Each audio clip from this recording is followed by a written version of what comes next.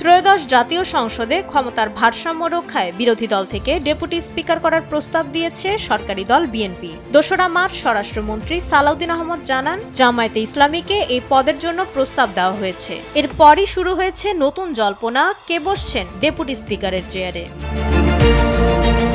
আলোচনায় সবচেয়ে বেশি এগিয়ে আছেন দুই সাবেক শীর্ষ নেতার সন্তান। একজন পাবনা ১ আসন থেকে নির্বাচিত ব্যারিস্টার নাজিবুর রহমান মোমেন, যিনি প্রয়াত মাওলানা মতিউর রহমান নিজামীর ছেলে। অন্যজন ঢাকা ১৪ আসনের সংসদ সদস্য ব্যারিস্টার আহমদ বিন কাশেম আরমান, যিনি প্রয়াত মীর কাশেম আলীর ছেলে।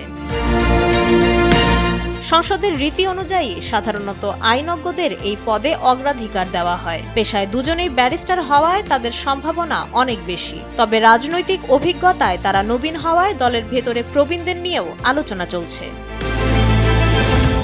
প্রবীণদের তালিকায় হটলিস্টে আছেন জামায়াতের নায়েবে আমির ও রাজশাহী ১ আসনের সংসদ সদস্য মুজিবুর রহমান। ভারপ্রাপ্ত আমিরের দায়িত্ব পালন করা এই প্রবীণ রাজনীতিকের অভিজ্ঞতাকে গুরুত্ব দিতে পারে দল।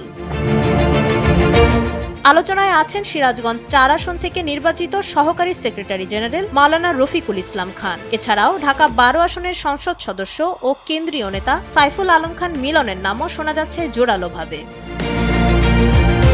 জামায়াত এখনই চূড়ান্ত কিছু বলছে না। দলটির নীতি নির্ধারকরা বলছেন, সবকিছু নির্ভর করছে জুলাই সনদ বাস্তবায়নে বিএনপি কতটা আন্তরিক তার উপর। ক্ষমতার সুষম বন্টনের এই সনদ পুরোপুরি কার্যকর না হলে পদটি গ্রহণ নাও করতে পারে জামায়াত।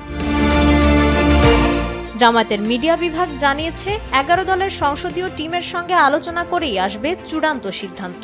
দলটির মিডিয়া প্রধান এহসানুল মাহবুব জুবায়ের পরিষ্কার জানিয়েছেন, এখনো কাউকে আনুষ্ঠানিকভাবে মনোনীত করা হয়নি। মাইশা মালিহা, সময়ের আলো।